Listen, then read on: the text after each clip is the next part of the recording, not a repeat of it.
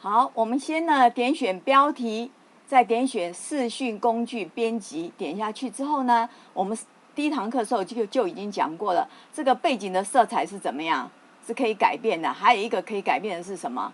持续的时间。那个片尾呢，这些也是一样，可以改变的是什么？背景色彩跟什么？持续时间，这每个都一样哈，都一样哈。